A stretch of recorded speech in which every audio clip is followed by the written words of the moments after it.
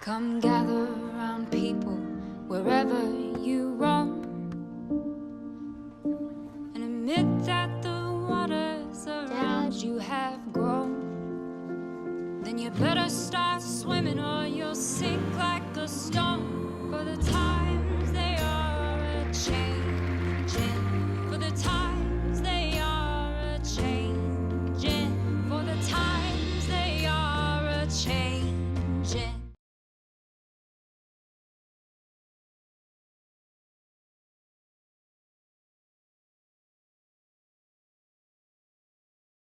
This panel is on building an economic future. My name is Brandon Formby. I'm the urban affairs reporter for the Texas Tribune.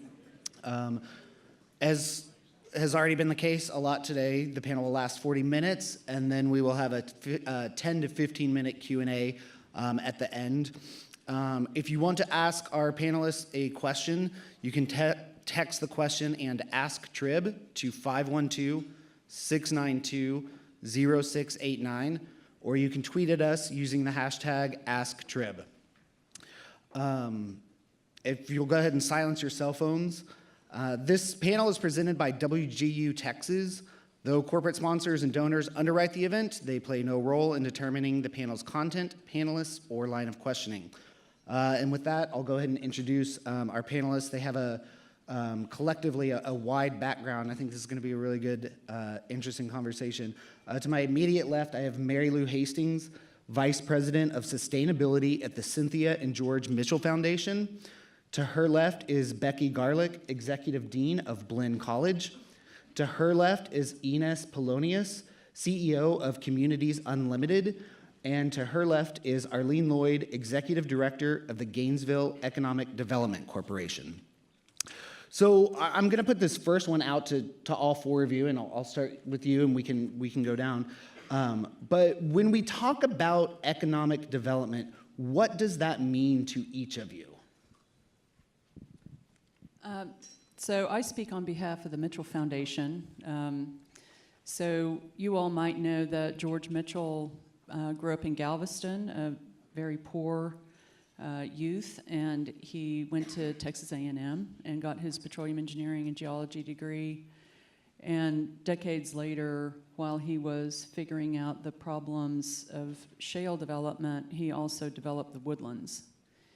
Most of you all being here in College Station probably know that, but one of the reasons that he developed the woodlands in the vision that he did, which was on the principles of sustainable development, which includes economic development, but through a lens of community and natural resource protection.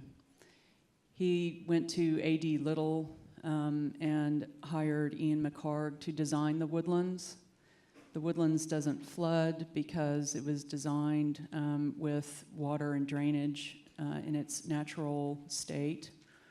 It has excellent schools, it has economic opportunity, it has parks, and it has trees, and people want to live there. In Mr. Mitchell's mind, the woodlands and the model that it represents was economic development, but again, with community well-being and natural resources in mind. So that's what it means to the Mitchell Foundation. So not just jobs, not just employment centers, but parks, recreation, housing, ability to have like a good quality of life, the whole picture. Yeah, I'll tell you a funny story. I'll try to be brief. A couple years ago, the Woodlands Township decided to take the word sustainable out of its charter and replace it with the word viable. And so the Mitchells got in touch with me, and people called me, and so I drove down there to the township meeting where they were going to debate this. And I gave this rousing speech, not my style, but it worked. I felt it. But I asked the township council, I said, who wants to live in a viable community? What does that even mean? I mean, people want to live somewhere awesome. You want to work, play, worship, have fun, all in your town. And that's what the Woodlands is. It's not viable. Sustainable doesn't really even capture it, but it's a wonderful place to live and raise your family and have a job. So yes, that's what it means. Dean Garlick. Thank you. I appreciate being here today, and I've enjoyed the discussion all day long. To me, economic development means working on a community college in the community where I live and working with those community partners, including the businesses, the leaders of the town, in order to provide the training and the services that are needed in order to sustain the activities in the town. And that also means working with our students and ensuring that our students have access to the best education possible, whether that means academic or whether that means some sort of technical or workforce training that's needed in our local economy. Great. Good afternoon, Ines with Communities Unlimited. So I'll define economic development and then I'll share a little bit about how we look at it. First and foremost, I'll carry through a theme that I think we've heard all day, which is grow your own. Grow your own jobs, grow your own businesses. That's how we look at economic development. How we look at it in rural places throughout Texas is really very comprehensively.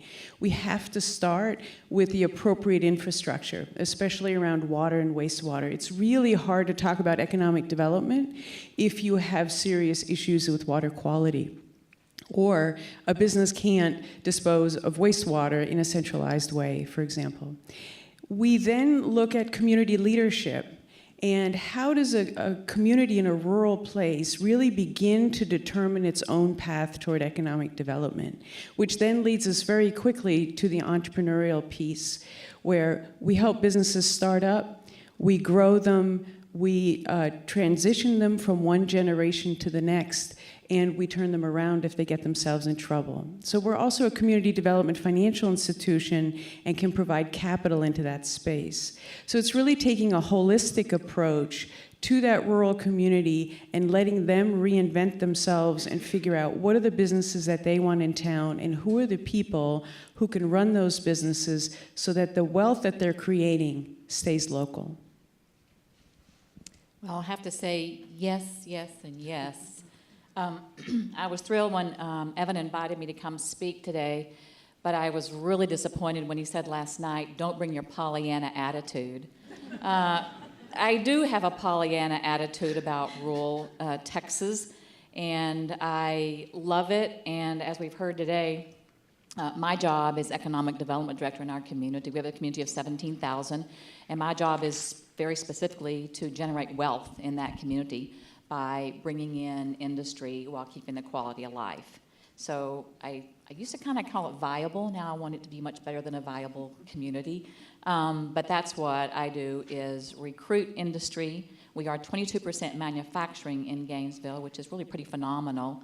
And while you're recruiting new business to come to your town, what I really do on a day-to-day basis is court the ones who are already there and be sure they are able to continue and to expand as they need to, and certainly not find some other community more attractive than us. I'll go ahead and just ask you a follow-up, Ms. Loyd. What are the tools that you use to recruit new companies and to recruit the ones that are already there? And you know, do municipalities in Texas and the state government give you and your counterparts across the state the tools you need to be successful? We recruit based on a great location, great quality of life, and that they accent the industries that are already in the community. We do give incentives, and I have to say I am obviously a very big proponent of that, to make the playing field a little more level. And it's not the big decision maker for a company. That incentive is not always the deal maker, or maybe the deal killer, but it is kind of the gravy on the deal that makes that company feel like they really want to be in that community. The state does. We do have state incentives, and certainly always glad to have those. I will have to say they're sometimes a little slow to the table. And I've lost 2 deals to other states, and not just because we were slow, but It didn't help any that the other states were able to offer things very upfront, very quickly, and we wait on the state, which is, they're very fair compensations and incentives, but it takes some time to do that. So if I could ask for anything to be any better, that might be the speed to which the state responds. Were you able to identify like where the holdup was? I mean, was it some sort of bureaucratic process? Is it just that? It's the process that we use. Okay. It's just the process we use. And it's really, economic development recruitment is really an odd kind of an animal. Someone throws out a generic company wants to put this many dollars of capital investment in your community with this many jobs, and everything else is a secret. And so we say, yeah, we want this much capital investment, and we want that amount of jobs at this payroll. And then when they come to the table, we find out actually who they are. At that point, the real negotiations start. So we throw our hook in the water real early, based on some general assumptions. And the state wants to know what the bottom line is before they weigh in, which is just the process that they have. Some other states go ahead and throw their incentives in on top, and then once you know all the particulars about the company, then the negotiations start from there. So, two things we've heard repeatedly today are people talking about investing in students, investing in education. That that's not. When you do that, you're looking decades down the line, and also just how important access to broadband internet is, access to reliable cell coverage. Dean Garlick, as an educator, I mean, it's your job to not just prepare students for the working world, but give companies, create this talent pool for them that makes them either want to stay somewhere or bring it and go somewhere new. How do you see, a lack of access to broadband internet service as a hindrance to preparing students to apply for jobs and to have skills that employers want? Well, that was an interesting question. And when I talked to Brandon on the way up here, just to talk about a few things we might talk about today, as if on cue I was driving up here and Brandon called me back and my call dropped immediately. So I thought, wow, I know what I want to talk about once I get there. But definitely it's hard for a rural community college to attract employers in a small town, when there are not employees available who are trained and ready to fill those workforce positions that they have. So it definitely is a challenge, not only for us to find instructors who have knowledge in technical areas that we're able to employ, but it's also a challenge to find students who even have a level of knowledge about what that future technology job might entail. Where I live in particular, we have broadband access that is just now beginning to really expand into our area. We're really excited about some new developments that are coming up very soon. But for a lot of people living in that area, they don't have access to any kind of internet service. And one of the examples that I used when I was talking to Brandon was some of our people living in the town where I live. When a Whataburger came in, they wanted to apply for jobs at that Whataburger. Unfortunately, the only way that the Whataburger collected those job applications was through an online system. So many of the people who wanted to apply did not even have the skills necessary or the capacity to access those online applications.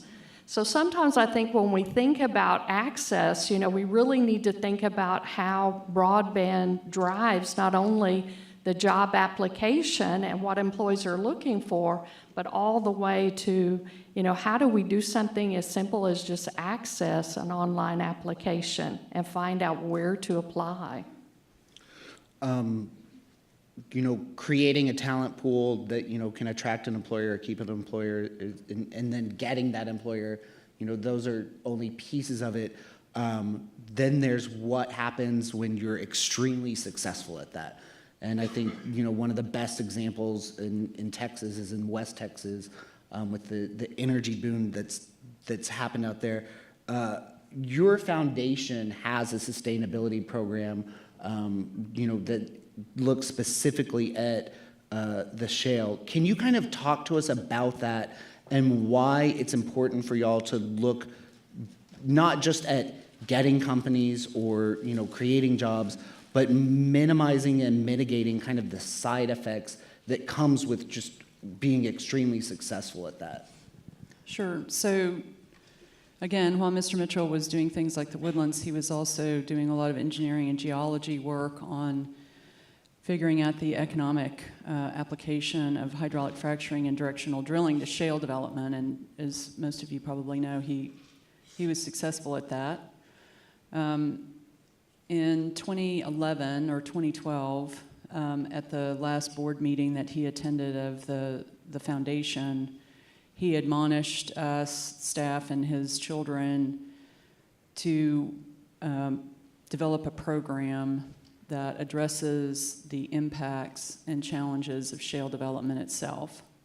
So we've seen the global impact that his work and others has had on global energy markets, and important for economic development, the access to clean and reliable energy worldwide. And we have seen carbon emissions cut almost in half here because we have switched predominantly from coal to gas and renewable energy. So we at the foundation see the positive aspects of natural gas development and shale development in general and renewable energy development. But what Mr. Mitchell was concerned about are the negative impacts and how those are going to be managed going forward. And when you look, so we now have, we have developed this program to address Mr. Mitchell's concerns, and our singular focus in the program right now and going forward is on the Permian, the Delaware, and the Alpine High area, mostly Reeves County, with possible expected development into Jeff Davis County. And you all are rural folks, so you know where those counties are. I don't have to explain Texas geography to you. And you probably know what natural resources are there.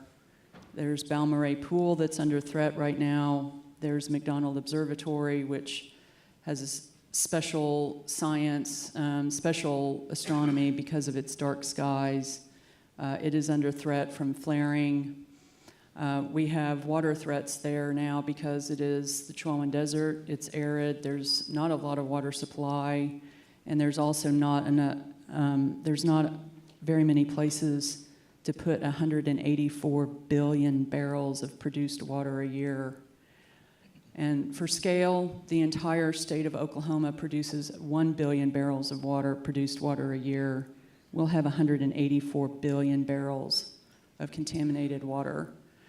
What do we do with that water? We can't inject it all because it's a seismic area, and talk about trucks and potholes and ruined West Texas communities, Marfa, Fort Davis, Alpine, and all the little places in between.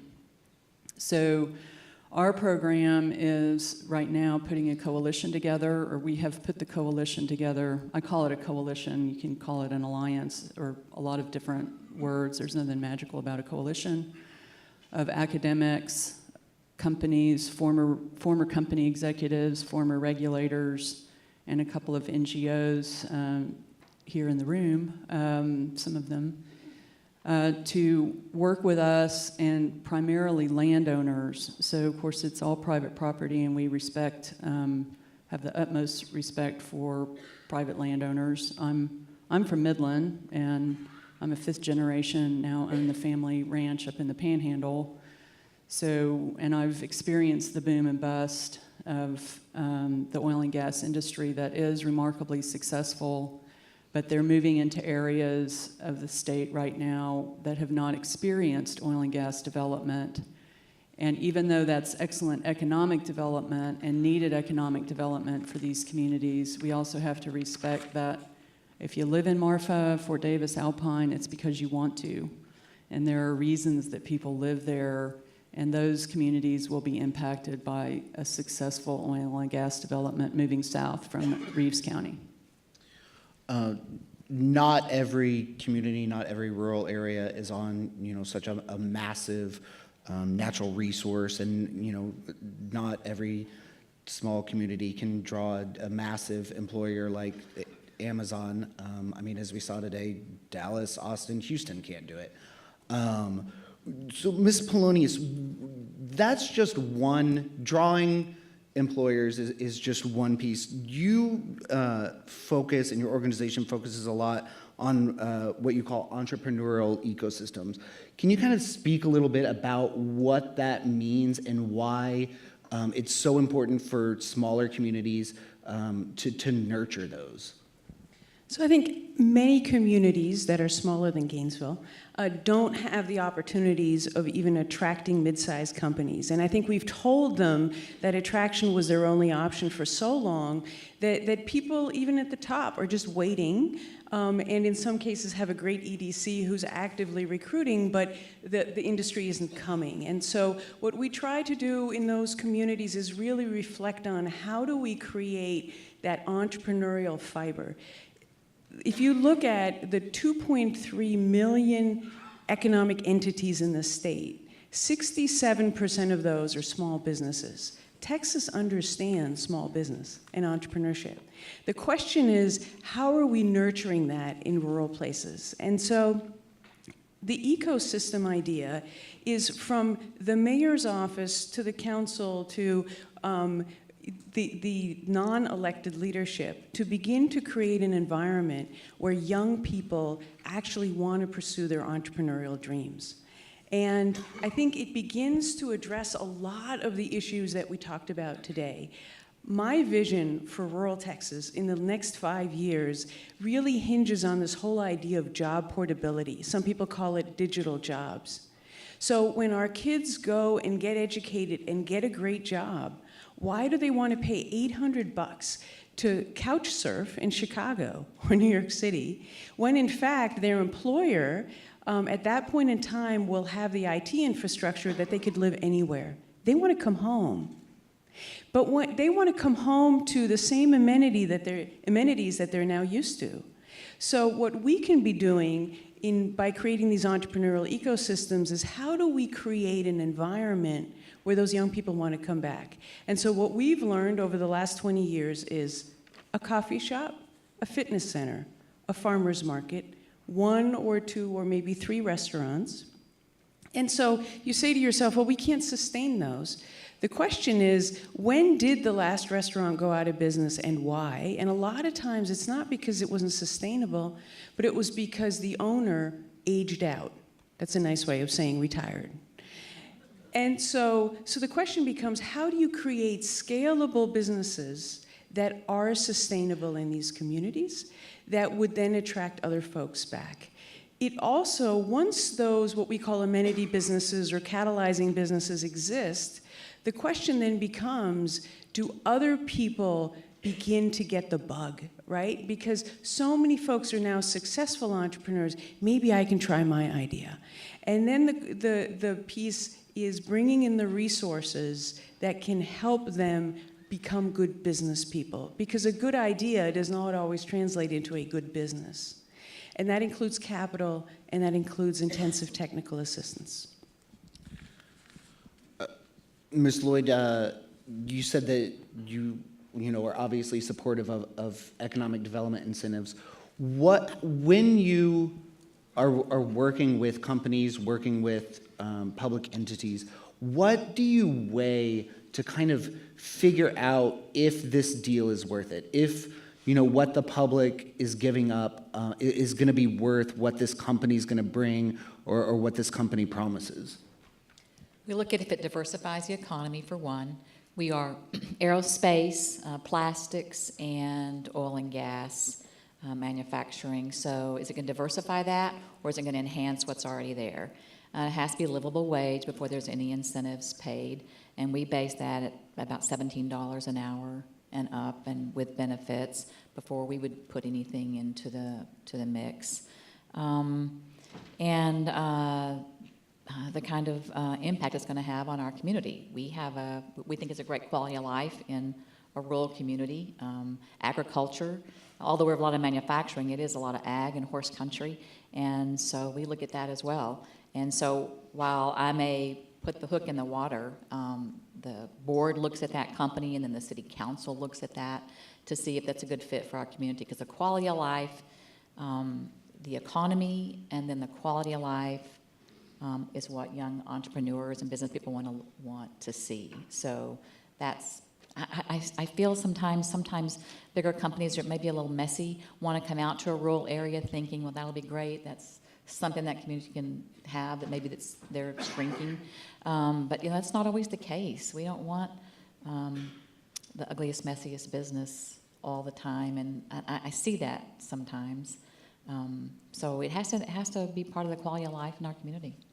Why is diversifying the local economy important?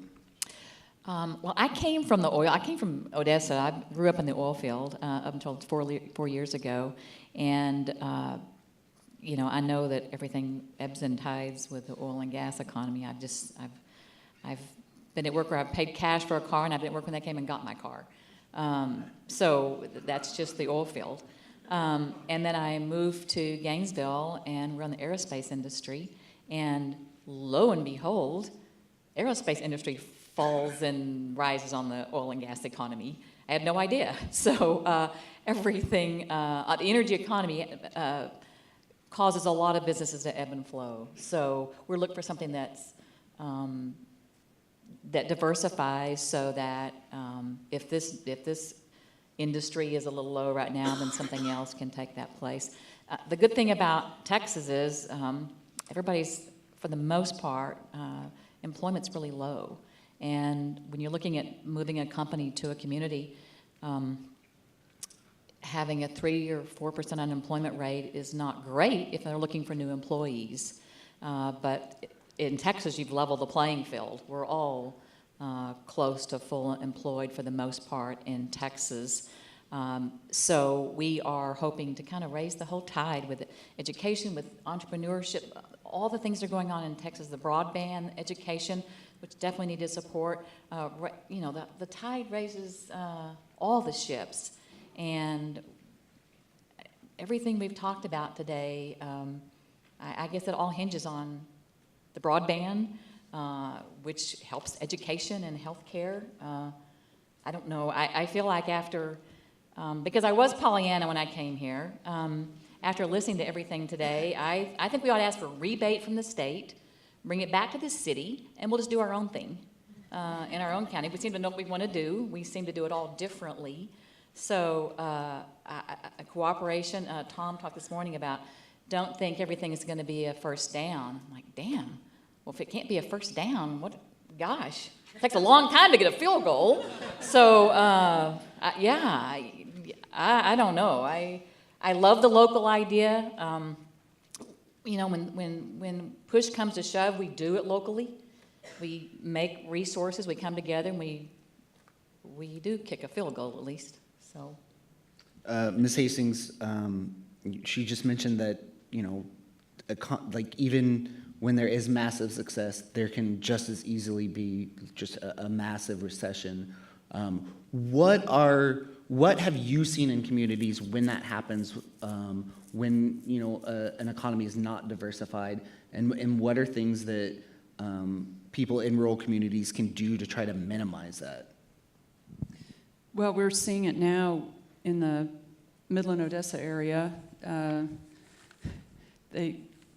It's being treated like it's never happened before. We're in the boom now. Whoa! I know that's not never true. been. Yeah, I know. My dad was an engineer for ARCO for 35 years, spent his entire career there in Midland. And 1985, he got what they used to call the golden parachute The good thing about that generation is he never worked again, and he was 60 years old.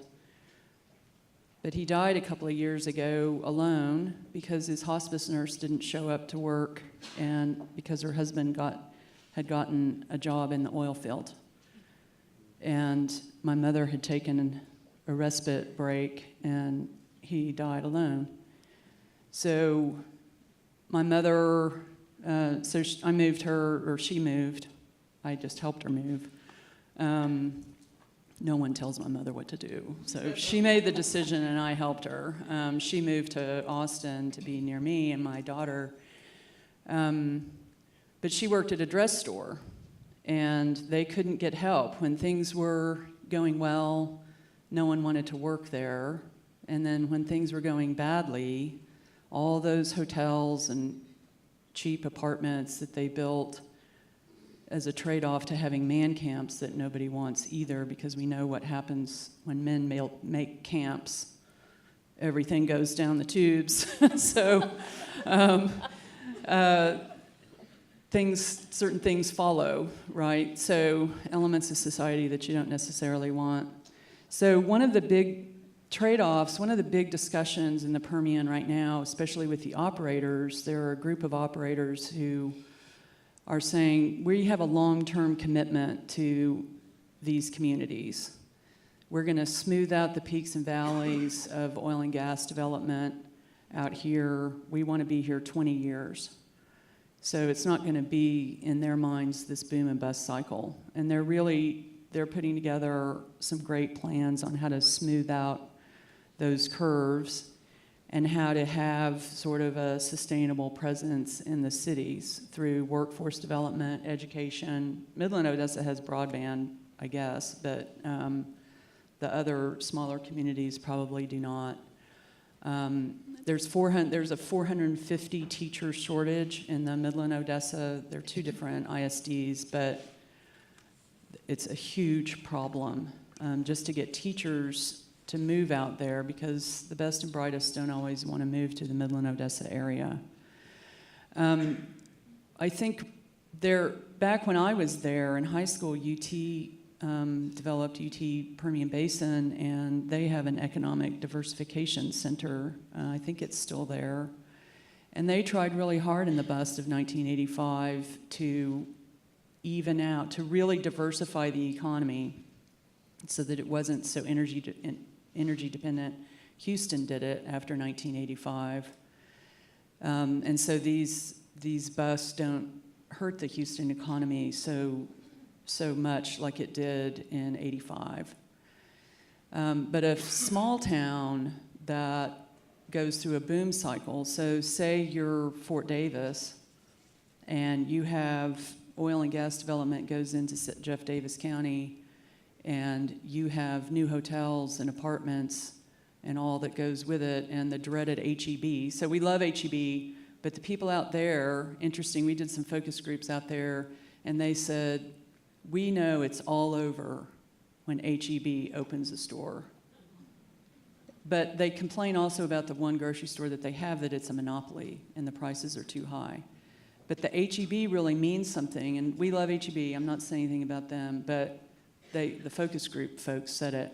So I don't think I'm answering your question, but I think that small communities, so Midland, Odessa can do working with the companies to smooth out some of these curves and do the types of things that this group of 20 companies is doing, long-term investment in the area.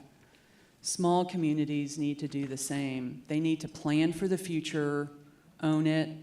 If Alpine, Fort Davis, Marfa say this development is coming, it's going to be in our back door or front door within the next 5 to 10 years, we need to be aggressive and we need to be proactive, and we need to put plans together, both how to protect the community heritage, which is strong out there, the natural resources, all the culture that brings people to those areas, how to get the best and most out of the investment and the presence there and the development, but to lay the groundwork for this is what our demands are, this is what we want to see from you, that is sustained and not a dog park.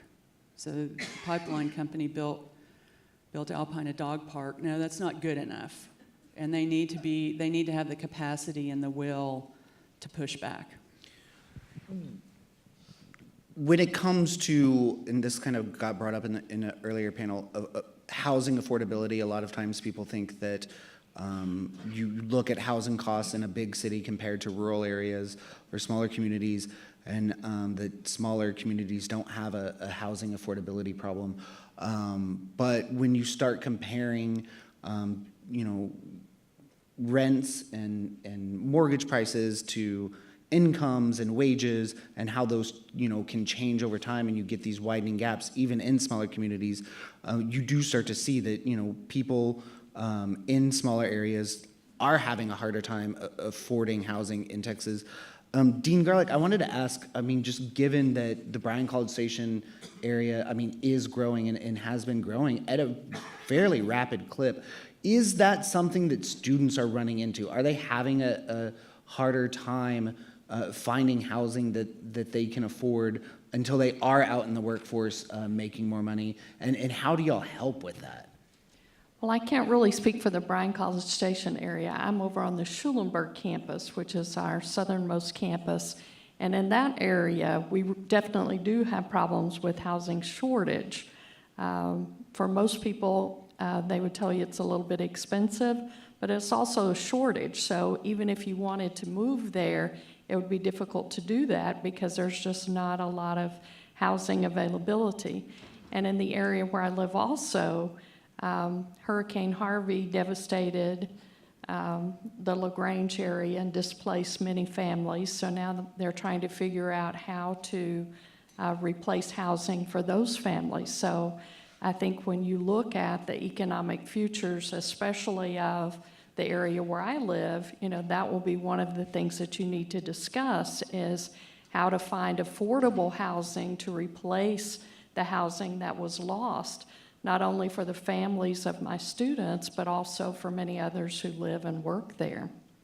And one thing that always comes with economic success is gentrification. And Ms. Polonius, I wanted to ask you, that's another thing that a lot of people think is an issue that just big cities deal with, but that smaller ones can too, and sometimes much faster, because it doesn't take as much to change a community or to change market prices.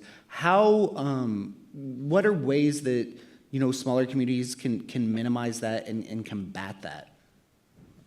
So I think one option that a lot of smaller communities have that have good, what we call good bones, especially in their downtowns, is really thinking about how do you create a space where you have, going back to the old models of retail in the first floor and then living space in the second and maybe even the third floor, so that you're basically creating housing opportunities while you're thinking about renovating your downtown. And so we've seen a couple of models like that have really paid off. And so it's less of the gentrification burden than you would see in a large area where one developer comes in, and takes a whole streetscape and modernizes it or changes it. And this is going to be for all of y'all, and it's going to be my last question before we go to Q&A. Everybody, including yourselves, have talked so much about broadband internet access today. What is the best way to get everybody in Texas access to broadband internet? Is it giving companies incentives? Is it trying to just have companies do the right thing? Is it for the government to step in? What do you think is the solution? And I'll start with you, and we'll work our way back down. Is there an answer to that question? Oh my gosh, I don't know. I didn't realize that it was really kind of limited to certain providers for a while, and that's now released. I don't know what the answer to that. Our city parlayed with a internet provider, and we put a loop around our community, so you're able to tie off of that. So that's been a huge boom for us, but our city funded part of that. Economic Development did not, but that would certainly be something we would be definitely interested in doing if we needed to at some point in time. But that's limited money, and that's part of your tax money, sales tax money. So, gosh, I'd like to know what the answer to that is. So I know that some communities are looking at the co-op model. I mean, that's how we got electrification of rural communities many decades ago, because it would ensure two things, both the investment but also the commitment. Because I think a lot of the larger companies are using the excuse that if we brought broadband, nobody would use it. We all know that that's not the case. But that might be a way to get over that hurdle in some of the very small communities. I think it'll be exciting to see what happens with the Farm Bill, because in the Farm Bill there is money earmarked for broadband in rural areas. So I think that may provide some help for developing those services in rural areas. I'm the one person who did not talk about broadband. Not my issue, but we can see my colleague Sarah Richards, who runs our water program, is working a lot in rural areas in the Hill Country with small organizations to build capacity for a lot of different things. But I would just say in general, without knowing anything about how you bring broadband into rural communities, but coalitions or a co-op model, capacity building, joining together, the Rural Philanthropy Group is maybe working on this issue. Shout out to them. Bringing folks together to act as a singular unit to negotiate or promote or lobby for services that they need, whether it's broadband or anything else. Hospice healthcare in rural areas, I think, might be an approach. Great. Okay, I'm going to kick it to Alana for audience and viewer questions. Again, if you want to ask one or all of the panelists a question, you can use the hashtag AskTrib on Twitter or text AskTrib to 512-692-0689. There we go.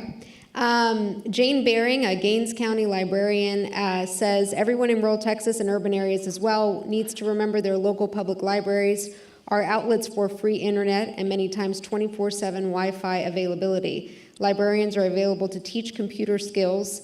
So how can local leadership not only attract new development but also protect and support already available institutions like public libraries?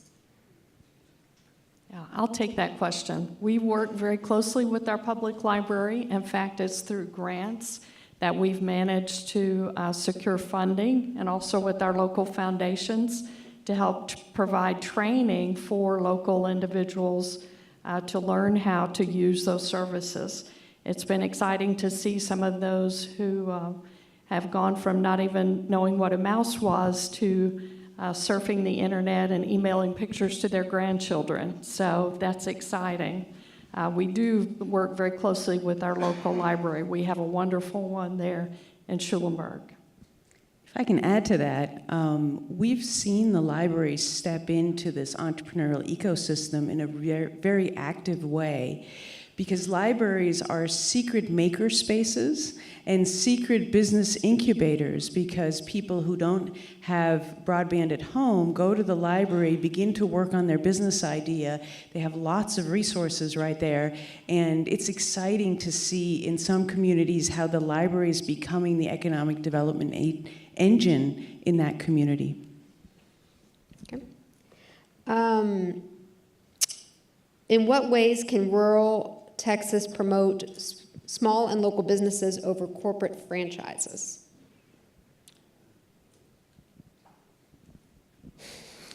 So one real key here is creating that supportive environment, because so often when you hear the mayor speak, he'll go to a ribbon cutting of, the large industry that's been brought to town, but not to the small business that's opened. And I think we're sending a signal, especially to our young people, about what we think is important. Get the job in the corporate company, as opposed to take your innovation, take your idea, start your own thing.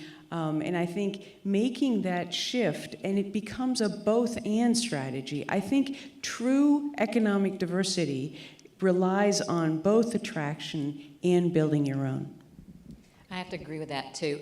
We have a very strong downtown square, and then now building a square off the square, and those are all very small businesses.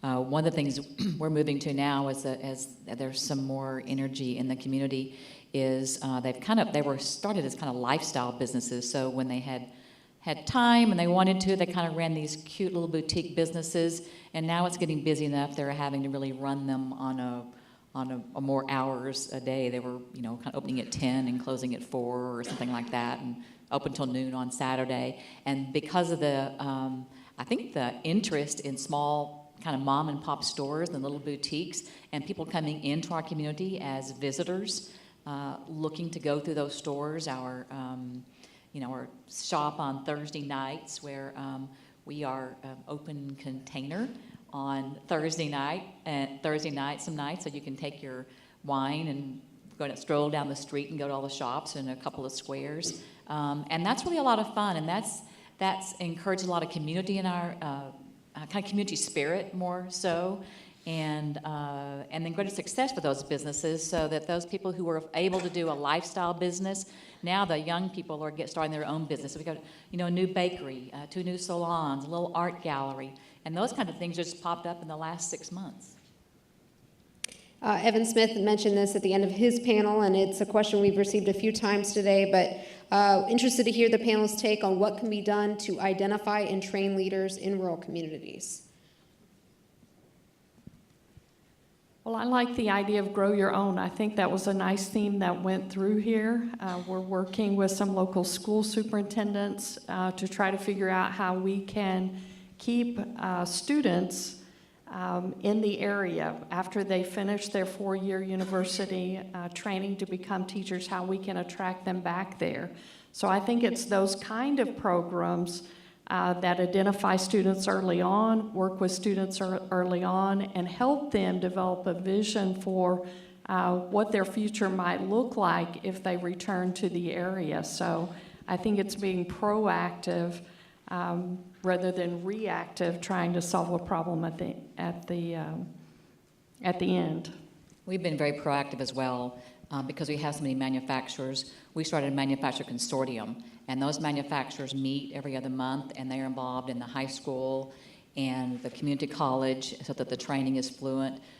We start with 8th grade. I found out today I need to start in 3rd grade, so we're already behind the ball. But as those kids start looking at careers, manufacturing doesn't really pop on the list, very high up on your list. So, and how clean manufacturing is and how advanced manufacturing is. Nobody knows what goes on behind those doors when you drive down Interstate 35 and you see these big buildings. So we're opening the students to that, trying to get their parents involved in that as well. And we hope to open that up to healthcare in the next year as this gets kicked off the ground. So in terms of community leadership, when we're invited into a community, we do an assessment where we interview lots and lots of people, and our question is always, where do you see opportunity in your community? And then when we invite them to the leadership team, the number one answer is always, well, no one's ever asked us before. No one ever cared what we thought. And I think a lot of times there are a lot of really good hidden leaders, especially in the next generation and the younger generation, that just need to be asked. 1 second, pulling back up. Technology, broadband. One was about, it's not processing, of course. One was about the railway project and the fact that, polling shows support for it. I know it came up, I believe, in Brandon's infrastructure panel earlier today, but they're saying polling, says that the people are for it. Who can we hold accountable to see it through? To see the high-speed The railway, yeah, the railway project, the high-speed rail. To see it through the right way. I don't. No. No. Like to see it built? Yes, to see it through. I think that's still up in the air. I think one of the things that Representative Lamont brought up is that he feels like there's not a, any sort of state entity that is overseeing it right now.